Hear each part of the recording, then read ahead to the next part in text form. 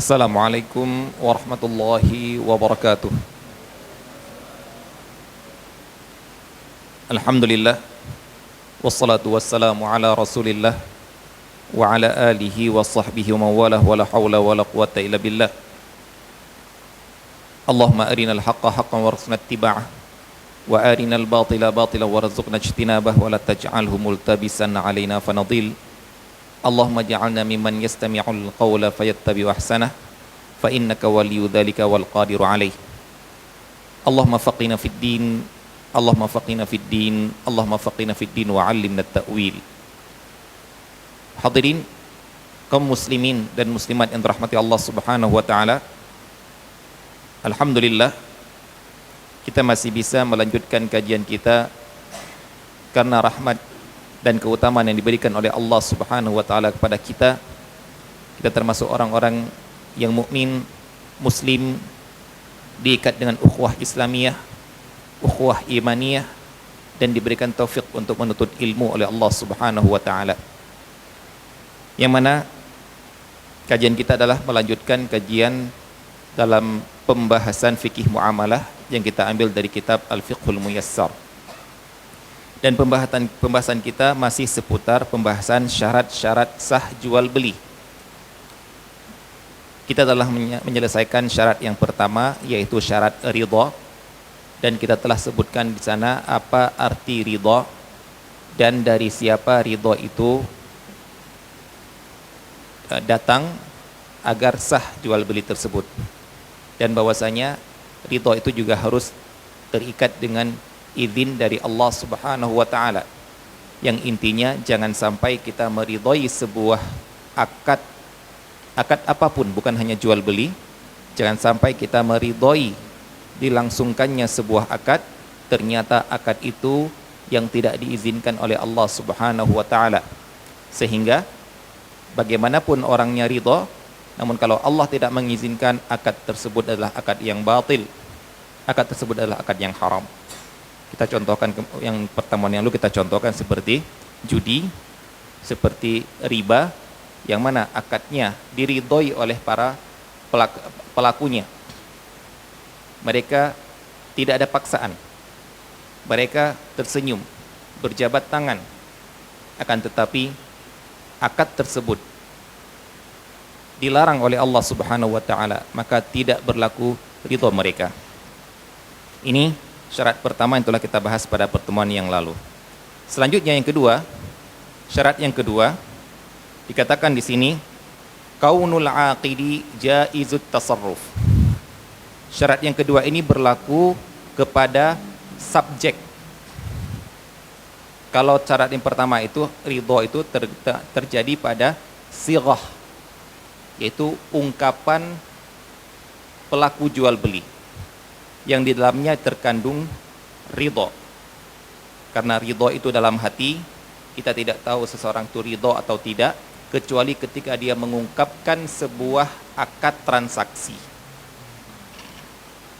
Nah, sedangkan syarat yang kedua ini syarat yang berlaku pada subjek, pelaku transaksi jual beli. Siapa mereka? Penjual dan pembeli. Transaksi sewa menyewa, penyewa dan yang menyewakan. Transaksi syarikah antara partner A dengan partner B. Transaksi utang piutang antara pemberi utang dan penerima utang, dan seterusnya. Intinya adalah segala bentuk transaksional. Apa syaratnya?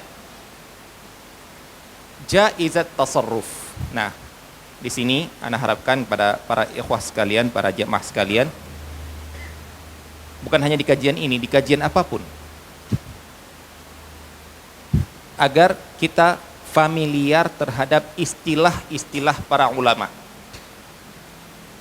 sehingga cukup disebutkan istilah tersebut sehingga tidak perlu disyarah lagi ataupun dijabarkan lagi dalam bahasa Indonesia, itu sudah melekat di benak kita. Dan hal ini tidak bisa kita dapatkan kecuali dengan terus-menerus berada di majelis talabul ilmi, majelis ilmi. Seperti misalnya, alhamdulillah, istilah riba itu menjadi familiar bagi kita.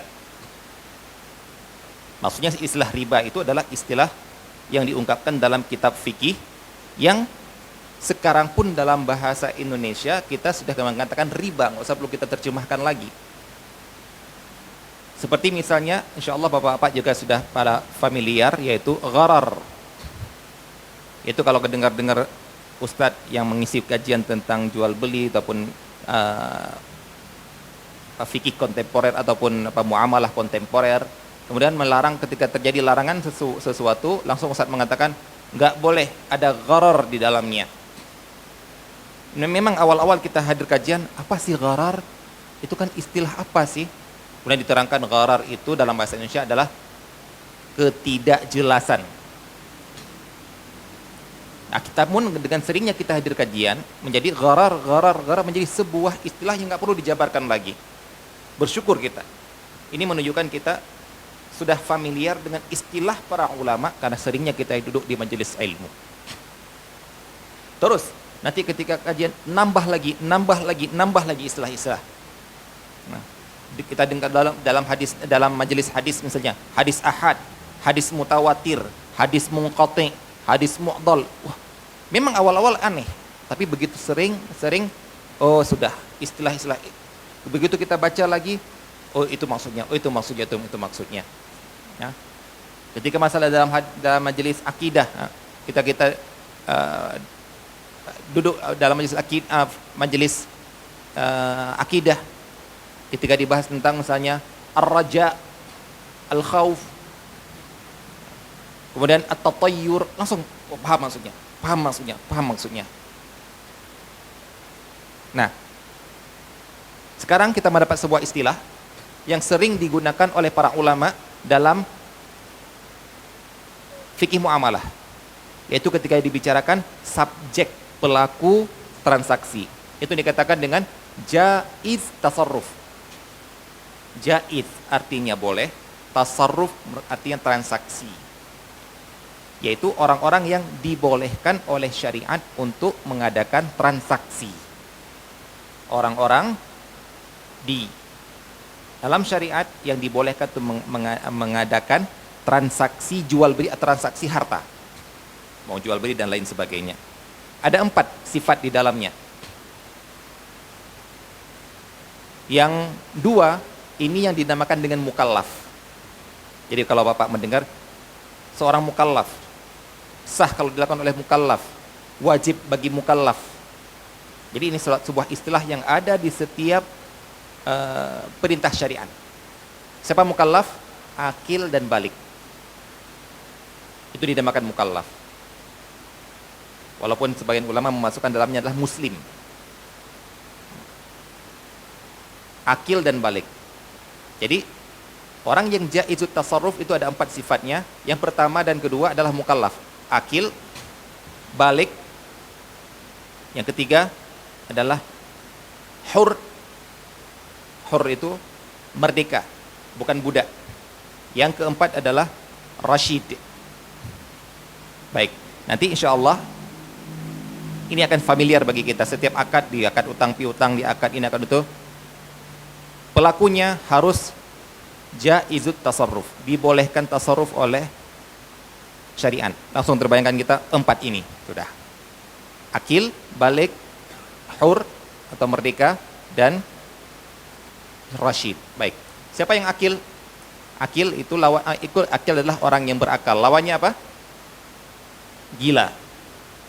Ataupun segala penyakit jiwa yang mana semua orang paham orang ini, ucapan orang ini, perlakuan orang ini tidak dinilai. Tidak ada sebuah penilaian. Nah, kita tahulah kita dipukul oleh orang gila, menuntut siapa? Nah, kita dipukul oleh anak idiot, kita menuntut siapa? Sudah. Itu memang sudah tidak berdosa sudah. Nah, orang yang seperti ini, orang yang lawan daripada akil, ini tidak sah, tidak diizinkan oleh syariat untuk bertransaksi, walaupun pada hartanya sendiri.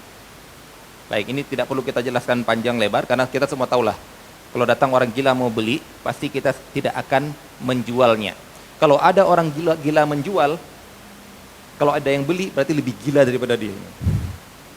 Ya, berarti dia paling, kalau ada orang gila yang jual, paling yang membeli itu adalah orang yang memanfaatkan aji mumpung. Dengan dalih nanti, saya kan dijual oleh dia, saya kan tidak beli, saya tidak mencuri, saya beli dikasih kok dengan harga sekian. Enggak sah. Yang kedua adalah balik. Balik lawannya kecil, saghir. Nah, berarti jual belinya anak kecil tidak dianggap oleh syariat. Tidak dibolehkan oleh syariat. Ini pada asalnya. Untuk anak kecil, ini pada asalnya, kecuali ada sebagian yang dikecualikan oleh para ulama. Tinjauan pengecualian ini adalah kepada uruf. Tinjauan pengecualian ini adalah kepada uruf, adat, yaitu apabila transaksi yang dilakukan oleh anak kecil ini adalah yang memang fi syai'in muhtaqarat, kata para ulama. Syai'in muhtaqarat, sesuatu yang remeh, yang mana semua orang menganggap layak dan wajar kalau anak kecil mentransaksikan pada barang-barang yang remeh ini. Berarti kembali kepada apa? Kembali kepada uruf. Contoh, ya kita tahu sendirilah, jajan. Pasti semua orang pasti bisa menggarisbawahi bagian mana yang wajar dilakukan oleh anak kecil, bagian mana yang tidak wajar oleh anak kecil. Nah, dia jajan, beli jajan sudah wajar, ini wajar kalau anak kecil. Tapi kalau tiba-tiba anak kecil datang beli laptop, anak TK datang beli laptop, anak TK datang beli iPhone, datang ke toko emas mau beli emas, kalung emas yang beratnya 20 gram, kira-kira nggak akan maulah dia. Pasti dia bilang, ibunya mana? Bapaknya mana? Coba panggil. Kenapa? Karena dia secara uruf, gak usah cari dalil, secara uruf dia tahu bahwa saya tidak pantas anak kecil melakukan jual beli seperti ini, dicurigai. Kenapa dia anak kecil ini melakukan jual beli seperti ini? Nah, kalaupun dia melakukan jual beli ini kita katakan tidak sah, berarti kalau tidak sah, maka segala konsekuensi yang berlaku pada jual beli tidak kita berlakukan pada akad tersebut. Baik. Yang ketiga adalah merdeka. Lawannya adalah budak, hamba sahaya. Kalau sekarang masih ada perbudakan, Pak? Nggak ada ya, kecuali di Malaysia ya. Masih banyak budak-budak kecil. Kenapa budak tidak diizinkan untuk mentransaksikan harta? Kenapa? Karena dia tidak memiliki harta tersebut, karena dia sendiri adalah harta. Terus yang jualan-jualan itu atas perintah dari majikannya, dari tuannya, bukan gara-gara dia bertransaksi dengan hartanya sendiri. Karena seorang budak tidak memiliki harta. Bagaimana dia bisa memiliki harta padahal dia sendiri adalah harta? Yang keempat, rasyid. Nah, sekarang istilah rasyid juga harus familiar di telinga kita dalam pembahasan fikih muamalah. Familiar maksudnya ketika nanti diucapkan lagi menjadi suatu istilah yang dapat kita pahami walaupun tidak dijabarkan dalam bahasa Indonesia. Apa itu? Rasyid. Baik. Apa lawan rasyid? Kalau tadi kan jelas ya, akil lawannya majnun, gila, balik lawannya anak kecil, hur lawannya budak, merdeka lawannya budak. Kalau rasyid lawannya safih. Nah, rushdun itu kata rushdun itu kata bendanya, rasyid itu adalah orangnya yang rasyid, safih itu orangnya yang safih, sedangkan safah itu adalah kata bendanya. Safih lawannya rasyid, rasyid lawannya safih. Nanti ada pembahasan tersendiri yang safih ini adalah yang disebutkan dalam pembahasan dalam fikih muamalah, yaitu orang-orang yang dilarang mentransaksikan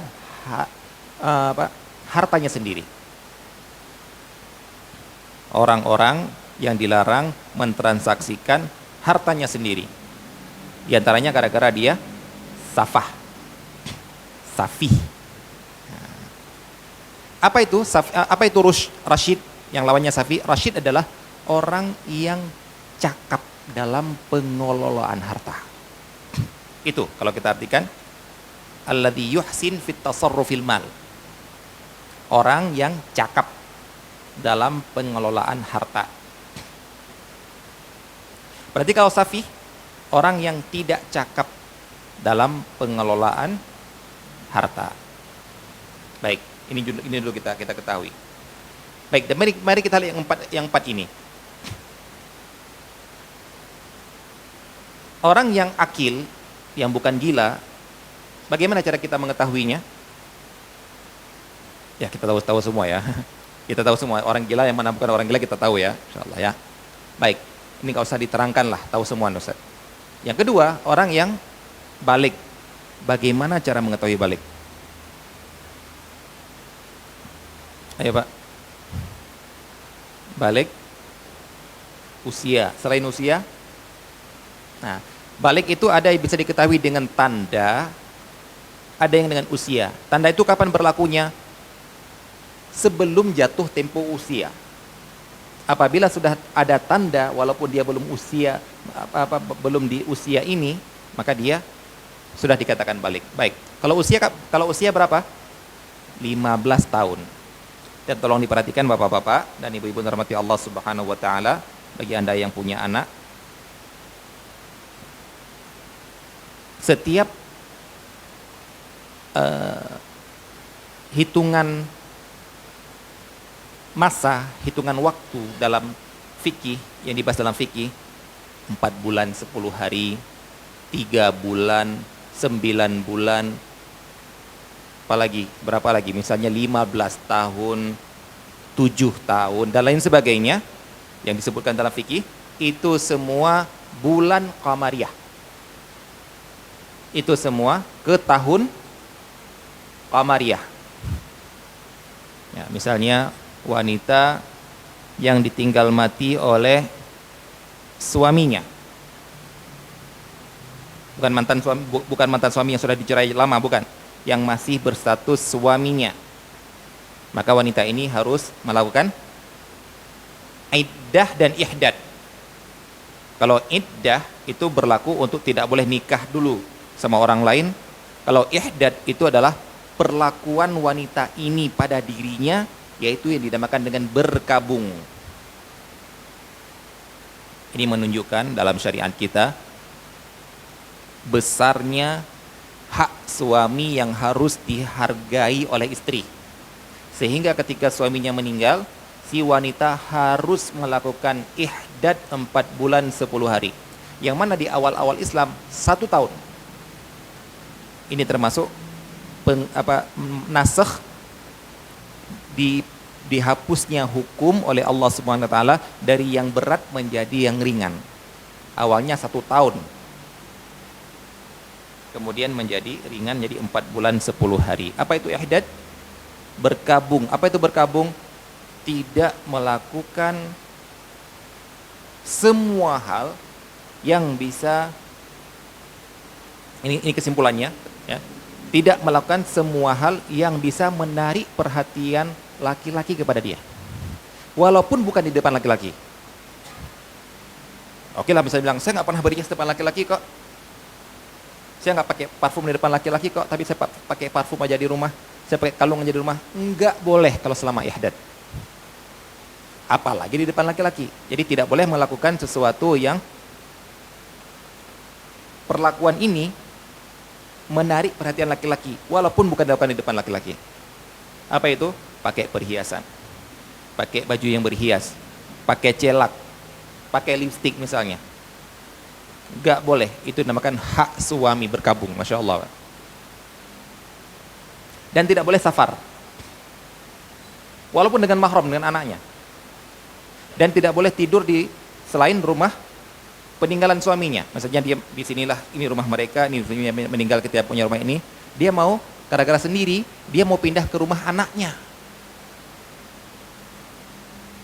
Nak, jangan ibu sendiri, nggak ada bapakmu lagi. Ibu mau pindah ke rumah. Jangan, anaknya lah suruh dia datang ke situ. Anak, ketika ayah anak meninggal, ibu anak di Aceh, itu kita bagi. Anak 1 bulan. Anak 1 bulan pertama anak yang jaga. Anak bulan kedua, karena bulan pertama Ramadan ada orang di sana. Bulan kedua, anak giliran anak. Syawal itu anak penuhnya bersama Umi. Setelah anak karena pulang ke Jember, orang lain yang ganti. Dan begitu seterusnya. Nggak ada anak Umi tinggal aja di rumah kakak, rumah adik. Nggak boleh. Kenapa? Inilah syariat. Oh, mau pergi sholat taraweh, nggak boleh di rumah. Ini hak suami, masya Allah. Adapun suami kalau istrinya meninggal, detik ini meninggal, detik berikutnya langsung nikah lagi, nggak apa-apa. Nggak usah ketawa Pak, nggak berani juga tuh. Baik, kapan? Ini kata 4 bulan 10 hari. Itu bulan semuanya adalah Qamariyah. Nah, 15 tahun untuk mencapai balik, itu 15 tahun Qamariyah. Bahkan para ulama ketika menyampaikan baliknya seseorang dengan tahun, itu mereka mengatakan bukan hanya hitungan harinya, bukan hanya hitungan bulan, tahun dan hari dan bulan dan hari, bahkan jam. Maksudnya gimana? Anda pernah baca kitab, disebutkan kalau seorang balik di tengah-tengah hari bulan Ramadan, kita bisa bayangkan ya.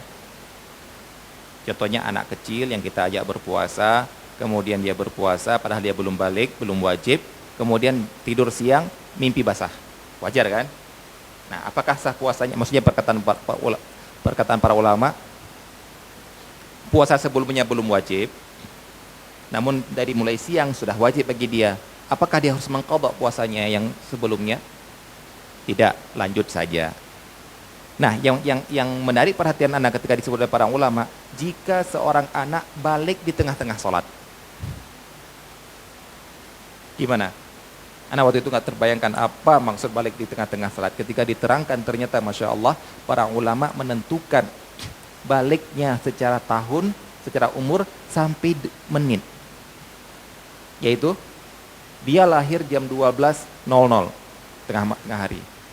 Berarti di hari ini, bulan ini, tanggal ini, sudah sampai 15 tahun, di jam 12.00, disitulah dia balik. Nah, kalau kita di Indonesia kan, penulisan akte kelahiran itu kan tanpa jam ya, hari tok. Nah, kata seorang syekh yang mengajarkan fikih, beliau mengatakan di Yaman ditulis sampai jam dan menit. Apa tujuannya? Tujuannya agar bisa konsekuensi fikih bisa diterapkan di dalamnya. Contohnya adalah balik. Nah, mulai sekarang insyaallah coba tulis. Tapi ya untuk apa Ustaz, udah balik semua kok, ya sudahlah ya.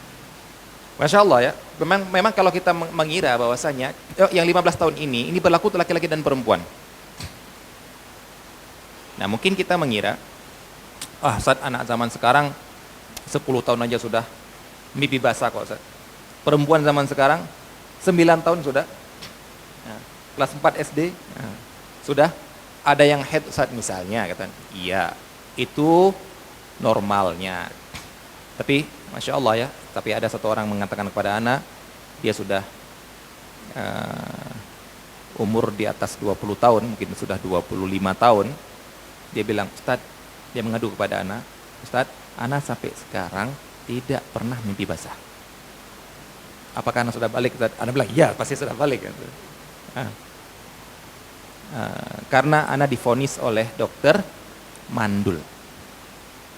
Divonis oleh dokter dia mandul. Kemudian dia bertanya kepada anak tentang pernikahan, karena dia belum menikah. Apakah anak zolim Ustaz kalau anak tidak menyampaikan, macam-macam lah pertanyaan dia kan. Berarti dalam hati anak, Ada gitu. Ada yang kita kira, ngapain mikir-mikir 15 tahun lagi, anak-anak sekarang sudah pada mimpi basah kok. Nah ternyata ada. Bukan suatu yang sia-sia kita mempelajari fikih yang disebutkan oleh para ulama. Baik, kalau secara umur berapa? 15 tahun. Kalau bukan umur, untuk laki-laki mimpi basah. Untuk perempuan, haid. Dan juga para ulama mengatakan perempuan pun mimpi basah. Ya Allah alam, coba tanya sama mereka apakah mereka punya mimpi.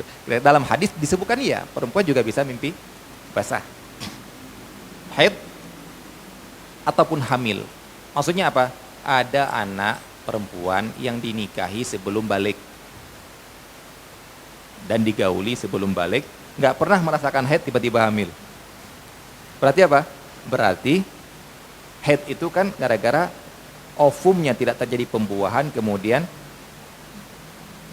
menjadi gumpalan darah, kemudian bisa keluar. Nah, ovumnya ketika dia sudah dinikahi, ternyata langsung dibuahi. Intinya dia sudah keluar ovum. Jadi dia sudah dianggap balik. Ini yang disebut oleh para ulama, walaupun ada sebagian yang ada diselisihkan oleh para ulama, seperti katanya sudah munculnya payudara bagi perempuan, sudah munculnya bulu kemaluan, ya, itu aja khilaf. Apakah itu berlaku untuk seperti bulu kemaluan misalnya, ada khilaf para ulama apakah itu berlaku untuk seluruhnya, maksudnya seluruhnya untuk muslim atau orang kafir juga, atau hanya itu berlaku untuk mengetahui orang kafir yang sudah balik atau yang bukan untuk dihukum. Itu ada khilaf para ulama. Namun yang ini sudah jelas, umur dan mimpi ataupun haid ataupun hamil, mereka yang dinamakan orang-orang yang balik. Kalau merdeka atau budak, ya insya Allah kita nggak usah kita bahas lagi, sering kita lewatin dalam pembahasan fikih budak, dan karena ya tidak ada lagi objek yang kita bicarakan dalam hal ini. Rasyid, cakap dalam menggunakan harta. Bagaimana cara kita tahu? Untuk yang ini, cara kita tahu adalah dengan cara mengadakan ujian, menguji. Hal ini disebutkan oleh Allah Subhanahu wa taala di awal-awal surat An-Nisa, di surat An-Nisa ayat 6. Anda mau tahu tentang Rasyid ini? Bahwasanya dia disebut Rasyid inilah orang yang dibolehkan mentransaksikan hartanya sendiri. Berarti kalau belum Rasyid nggak boleh mentransaksikan hartanya sendiri. Dalilnya adalah surat An-Nisa ayat 6. Allah SWT mengatakan, wa betalul liyatama. Uji, kamu tes. Siapa yang kamu tes? Anak yatim. Ini perintah kepada walinya anak yatim. Siapa anak yatim? Siapa definisi anak yatim menurut syariat kita? Orang yang ditinggal mati oleh bapaknya sebelum balik. Harus ada kata-kata itu. Kalau enggak kita yatim semua ini. Kalau enggak nanti kalau ada santunan anak yatim kita datang gitu Pak ya. Enggak, kita bukan yatim lagi. Nah, walaupun ada influencer ataupun YouTuber mengatakan saya ini juga anak yatim, ya sudahlah, enggak usah didengar kata-kata dia karena bukan pakar dalam bidangnya, yaitu bukan pakar fikih ataupun pakar agama. Sudah, anak yatim adalah yang ditinggal mati oleh bapaknya belum balik. Nah, di sini diperintahkan tes anak yatim ini. Berarti kita tes anak yang belum balik ini. Tes apa? Ini perintah kepada walinya, yang nggak ada bapaknya lagi dia kan? Nggak ada bapaknya lagi. Tes pada wali. Maksudnya adalah anak yatim itu, nah ini harus kita garis bawahi Pak. Jangan sampai kita menzolimi anak yatim. Perhatikan. Innal ladzina ya'kuluna amwalal yatama dzulman innama ya'kuluna fi butunihim nara wa sayaslawna sa'ira. Orang yang makan harta anak yatim, ini kata-kata dalam Al-Qur'an sering disebutkan dengan makan, walaupun itu bukan maksud dengan tersendiri. Maksudnya adalah jangan kamu perlakukan harta anak yatim bukan pada tempatnya. Salah satunya dengan cara memakannya. Seperti innal ladzina ya'kuluna riba, yang makan riba. Saya nggak pernah makan riba, Ustaz.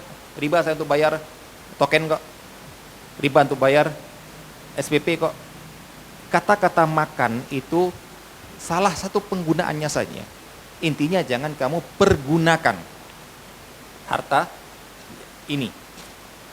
Nah, mungkin di antara kita mengira bahwa alhamdulillah Ustaz, saya nggak pernah makan harta anak yatim. Kenapa?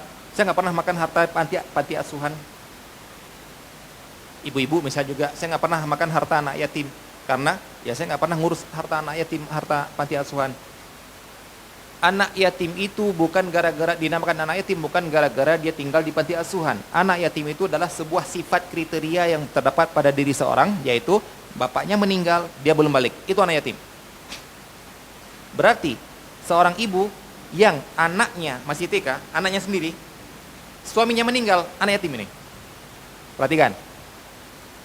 Ibu-ibu, Anda punya anak, belum balik, kemudian bapaknya meninggal, yaitu suami Anda meninggal. Berarti Anda sekarang sedang merawat anak yatim. Kalau enggak hati-hati, Anda makan harta anak yatim, neraka. Wah, itu kan harta anak saya sendiri, anak yatim. Kita, bapak-bapak, punya adik. Misal, punya adik yang masih kecil, yang belum balik, bapak kita meninggal. Bapak kita meninggal dunia. Berarti ada anak yatim di keluarga kita.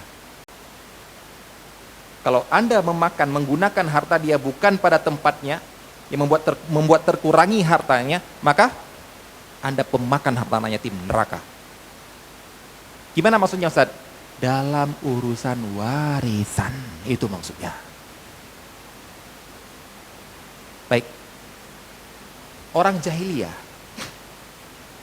kenapa mereka nggak ngasihkan warisan kepada perempuan, nggak ngasihkan warisan kepada anak kecil? Kenapa alasan mereka? Apa alasan mereka, Pak? Nggak tahu ya. Alhamdulillah kita bukan jahiliyah berarti. Karena kita nggak tahu. Tapi ternyata terkadang kita melakukan perbuatan jahiliyah.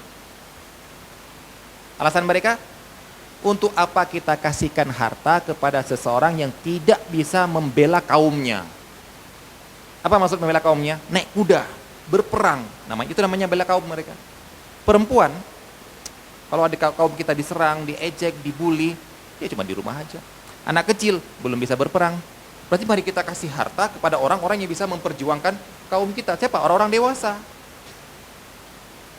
Nah, terkadang Pak, alasan seperti ini kita gunakan, walaupun kan nggak terasa kita ini sedang berbuat jahiliyah. Apa itu? Bapak kita meninggal dunia, punya harta warisan kalau kita bagi untuk anak laki-laki misalnya dapatnya 300 juta misalnya. Dan di antara anak laki-laki adalah adik kita yang paling kecil yang masih TK. Terus kita bilang apa? Dia kan masih kecil. Untuk apa kita kasih? Udahlah, uangnya kita pakai aja, nanti yang penting dia sekolahnya kita biayai gitu. Enggak, itu harta dia 300 juta itu. Ingat, dalam syariat kita, anak kecil memiliki harta, sah sebagai pemilik harta. Orang gila sah sebagai pemilik harta. Masya Allah Pak. Apalagi yang ini, begitu dapat harta, dapat bagi warisan misalnya, adiknya skizofrenia misalnya, idiot, ataupun kena gangguan jiwa gara-gara sebuah keadaan misalnya, gangguan jiwa. Akhirnya apa? Nggak usah dikasih. Itu kan dia kan sudah nggak bisa gunakan harta. Benar, dia nggak bisa gunakan harta, benar. Tapi ingat, ini harta dia. Kalau kita perlakukan dengan tidak semestinya, maling. Kalau anak yatim, jelas-jelas dalam Al-Quran Rasul mengatakan seperti makan api neraka, dan dia juga akan masuk ke dalam neraka. Baik. Kalau begitu dikemanakan harta anak yatim ini Ustaz? 300 juta ini yang setelah kita hitung-hitung itu harta adik saya yang kecil ini, kemana? Nah, inilah harta ini. Ingat, ini hartanya dia. Tapi jangan dikasih. Dilarang ngasih hartanya sendiri kepada orang itu sendiri kalau dia belum balik. Kalau Anda kasih, malah Anda dianggap menyia-nyiakan harta. Idha'atul mal itu dilarang. Kenapa? Karena memberikan harta bagi orang yang tidak cakap dalam pengelolaannya, berarti Anda termasuk orang perbuatan mubazir. Gak boleh. Nah, ini ATM isinya 300 juta, uang warisan bapakmu untuk kamu. Anaknya masih TK, Anda kasih. Gak boleh. Haram. Karena Anda malah memberikan sesuatu bukan pada tempatnya. Zolim. Terus, padahal itu harta dia kan? Iya. Terus, dipegang oleh wali. Dipegang oleh wali dan wasi. Nanti akan kita lihat di poin yang ketiga. Dipegang oleh dia. Nah, dialah yang mengelola harta ini untuk maslahat dia. Yang jelas kalau ditanya, dia punya harta enggak? Punya. Enggak boleh yang seperti yang tadi. Oh, enggak ada harta, yang penting kami biayai dia, sekolah dia. Dia enggak punya uang, karena masih kecil kok kita kasih uang. Itu salah. Yang benar, dia ada uang di tabungan dia. Warisan dari bapaknya. Berapa? 300 juta. Dari uang itulah saya kelola dia untuk sekolah, untuk makan, untuk segala kebutuhan dia, saya yang kelola. Kenapa? Saya walinya. Nah, di antara perintah Allah kepada wali adalah wabtalul yatama. Anak yatim ini yang belum balik ini, tes dia, uji dia. Lanjutkan. Hatta idza balagun nikah, sampai balik. Fa in anastum minhum rusda, sampai kamu mengetahui dia sudah rasyid. Bayangkan tahapannya itu. Jadi kita mengetes seorang anak yatim sebelum balik. Tes dengan apa? Para ulama mengatakan tes ini tidak tes dalam Al-Qur'an ini tidak disebutkan apa bentuknya. Namun semua tes yang berkaitan dengan pengelolaan harta. Yang mana para ulama menyebutkan di antara ijtihad mereka, yaitu yang dekat dengan profesi bapaknya dulu. Maksudnya kalau bapaknya pedagang, tes dia tuh berdagang. Kalau bapaknya tukang kayu, tes dia tuh mengelola tukang kayu. Jadi tukang kayu, mengelola harta untuk transaksi kayu. Kalau dia bapaknya petani, tes dia adalah mengelola pertanian dan lain sebagainya. Kapan? Sejak sebelum balik. Nah, disinilah yang dikatakan oleh para ulama, anak belum balik pun boleh melakukan transaksi, salah satunya dalam proses tes. Misalnya, belum balik, nak, duduk di toko ini. Nak, kelola toko ini. Kita atur dia bagaimana cara melayani konsumen, cara menghadapi sales, kayak gini. Begitu kita dikit-dikit kita lepas, oh sudah cakap dia. Udah cakap tapi belum balik. Gak boleh kasih dulu. Udah cakap dan balik baru kasih. Ataupun udah balik tapi belum cakap, enggak kasih, jangan kasih juga. Ini adalah salah satu bentuk kata para ulama perlindungan syariat terhadap harta. Yaitu dilarang ngasih hartanya sendiri, harta dia. Ini bukan harta orang lain, Pak. Harta dia sendiri, Pak. Untuk orang yang tidak bisa mengelola hartanya sendiri. Baik. Jadi tes dia sampai sudah cakap. Kalau sudah tahu cakap, baru kasih. Nah, ini sisa uang kamu dulu ketika kamu meninggal, bapak kamu meninggalkan uang 300 juta. Setelah saya kelola semuanya untuk saya infakkan ke kamu dan sebagainya, ini nak sisanya 175 juta. Terus pamannya yang ngurusi dia. Terus silakan kamu lanjutkan toko. Silakan kamu dagang. Kamu sekarang sudah cakap mengelola tokomu sendiri. Silakan ambil. Inilah cara perlakuan harta anak kecil, bukan dengan cara menguasainya, tapi dengan mengelolanya untuk kebutuhan dia sendiri. Jadi di sini kita dapat mengetahui seorang itu sudah pantas untuk mengelola hartanya sendiri adalah dengan tanda dan dengan ngetes kita mengujinya. Nah, di sini merupakan secara tidak langsung merupakan anjuran bagi orang tua. Kita tadi mengatakan kan bagi wali yang ngurusin harta anak yatim. Nah, sekarang walaupun orang tua Walaupun orang tua juga harusnya anak itu sudah dilatih mengelola hartanya sendiri. Karena anak kita pun mereka bisa punya harta. Misalnya anak kita dikasih uang oleh kakeknya, oleh neneknya, bahkan terkadang neneknya mewasiatkan tanah itu untuk cucunya yang tercinta. Itu punya dia, Pak, bukan punya Bapak. Maka ajari dia mengelola hartanya sendiri sebelum balik. Sehingga apa? Pak, saya pernah ketika ada sebuah sekolah melakukan bukan studi banding, melakukan rihlah ilmiah gitu ya, rihlah untuk mengunjungi kampus kami SD di Imam Syafi'i di Jember. Ketika saya kemudian mendapatkan giliran untuk ngisi kajiannya tentang meneladani Abdurrahman bin Auf sebagai pengusaha sukses. Kemudian sebelum saya mengisi kajian, saya menyebarkan angket untuk diisi. Di antara yang saya tanya adalah, kalian ini sudah rasyid belum? Pertama saya tanya, berapa umur kalian? Kalian sudah rasyid belum? Nah itu, terkadang orang harus tanya dulu pada dirinya sendiri. Kamu sudah rasyid belum? Nggak tahu Ustaz ya. Pasti nggak tahu kan? Nah, yang Anda tanyakan suruh bayangkan adalah, seandainya orang tua kamu meninggal sekarang, kamu bisa hidup mandiri nggak? Nah, ini dia pertanyaan yang sangat menohok ini. Yaitu, dia udah balik, terkadang anak sudah SMA, bahkan sudah kuliah. Tapi begitu bapaknya meninggal, kalang kabut sudah.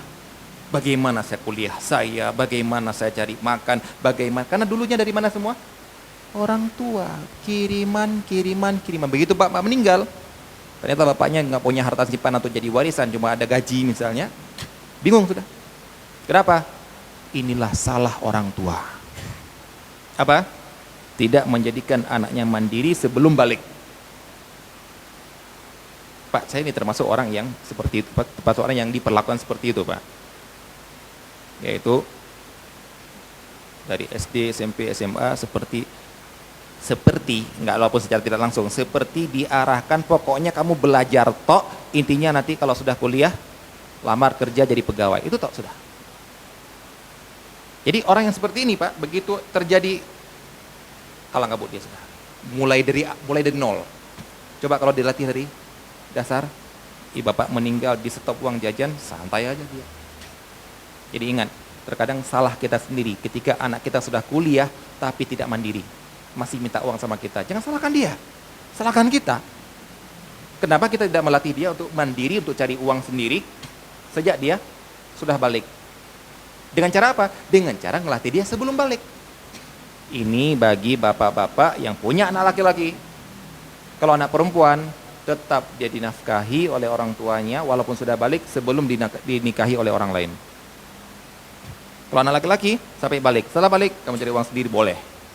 Tapi siapa di antara kita seperti itu? Kadang-kadang kita nggak seperti itu, akhirnya membuat anak kita bukan orang mandiri. Ternyata salah kita, Pak. Ya. Alhamdulillah ada beberapa orang ya, yang dari suku-suku tertentu, yang mereka, anaknya kalau sudah balik suruh, pergi kamu sana. Usaha sendiri sana. Ayo, nggak boleh kamu di rumah, ngapain? Lepas. Merantau sana. Masya Allah, Pak. Itu bukan penyiksaan, Pak. Ya, kita katakan boleh penyiksaan, silakan namakan penyiksaan, tapi itulah dalam rangka pendidikan. Banyak di antara kita menyiksa anak kita, yaitu melarang dia dari hal yang disukai oleh dia. Tapi ternyata untuk apa? Untuk kemandirian dia kelak. Ya, mungkin Anda pernah bertanya di sini ya kepada bapak-bapak ya. Anak kita punya uang banyak. Anak kita yang masih TK, masih SD ataupun belum balik, masih SMP, masih SD belum balik, dia mendapatkan bukan warisan, wasiat dari bapaknya dan dari kakeknya. Sangat sayang pada cucu, dapat uang 300 juta. Bapaknya aja nggak punya segitu, Pak. Masih wajibkah bapaknya menafkahi dia, Pak? Tidak. Nah, Anda ulangi lagi ya. Anda pernah sampaikan di sini kalau nggak salah. Seorang bapak yang anaknya masih kecil, padahal bapaknya ada, ini bukan anak yatim, bapaknya ada. seorang bapak, anaknya masih kecil, dapat uang dari, pokoknya dari mana-mana lah, pokoknya dia pernah dia membuat sebuah karya, programmer, kan sekarang banyak coding-coding untuk anak-anak kan, nah misalnya kan, dapat, ada yang beli, Google beli dia, 2 miliar, dia lebih kaya pada bapaknya. Wajibkah bapak menafkahi dia? Tidak wajib. Itu sudah, tidak wajib. Yang wajib adalah bapaknya ini mengajarkan dia cara mengelola hartanya sendiri. Nah, uang kamu bapak pegang, ya? Bukan untuk bapaknya ya. Nah, ini kalau ibu-ibu minta pegang uang angpau anaknya kan bisa hilang gitu kan. Enggak, itu bukan punya Anda, Bu. Itu punya anak Anda. Nggak boleh ambil, nggak boleh. Tapi Anda hanya boleh mengelola untuk kebutuhan dia. Pakai beli baju baru, beli baju bukan pakai uang bapaknya. Pakai uang dia. Yang anaknya yang belum, anaknya yang lain, yang SMA, ataupun ya SMA sudah balik ya. Yang SMP, yang belum balik, misalnya ini SD, itu SMP. Belum punya uang seperti dia, bapaknya beli dia baju, sekolahkan dia, beli dia makan dari apa? Dari uang bapaknya. Kalau yang anak ini dari uang dia. Ini boleh garis bawah ini. Kenapa? Bahkan kita yang sudah bapak-bapak ini jarang belajar fikih nafkah. Padahal kita sudah masuk menafkahi orang lain. Tapi kita nggak belajar fikih nafkah. Kenapa? Karena sibuk dengan kajian keluarga yang berisikan romantisme tok. Yaitu kemana ku dayung bahteraku. Yang paling suka kajian seperti itu kan? Coba kalau bikin fikih nafkah nggak ada yang mau hadir. Padahal yang ini yang wajib. Yang ini perlu kita ketahui. Sehingga apa akibatnya? Sehingga ada ibu-ibu yang cemburu kepada menantunya. Kenapa anaknya laki-laki lebih menafkahi istrinya daripada ibunya? Ini gara-gara nggak belajar fikih nafkah. Bu, laki-laki itu wajib menafkahi yang pertama dirinya, kemudian istrinya, baru nanti ibu. Itu ibu pun setelah anaknya. Jangan seorang ibu nuntut anak kamu anak yang durhaka, nggak mendahului ibumu daripada istrimu. Emang seperti itu Bu, fikihnya Bu. Cuma ibu nggak pernah hadir kajian seperti ini, sibuknya hadir kajian yang engkau adalah bidadariku, ya kan? Itulah kita. Disibukkan dengan judul-judul kajian yang wah, tapi yang fikih yang berhubungan dengan hukum halal dan haram, tuntutan dengan tidak tuntutan. Maksudnya tuntutan adalah Anda harus seperti ini. Kalau Anda tidak, saya akan melaporkan kepada hakim. Kalau di zaman dulu. Apa itu? Tentang konsekuensi fikih. Bukan cuma tentang romantisme. Tapi tidak apa-apa yang itu. Tapi yang ini jangan ditinggalkan, yang wajib-wajib, yang seperti ini. Ya. Jadi perhatikan, ini yang kita walaupun ngomong tentang syarat dalam subjek muamalah, namun kita berbicara tentang pengelolaan, penyerahan harta kepada orang yang berhak dan diizinkan oleh syariat untuk mengelola hartanya sendiri. Baik, demikian yang dapat kita sampaikan. Insyaallah kita lanjutkan ke syarat yang berikutnya pada pertemuan yang akan datang. Sabar aja ya, sebulan sekali. Baik, kita cukupkan di sini. Wassalamualaikum warahmatullahi wabarakatuh.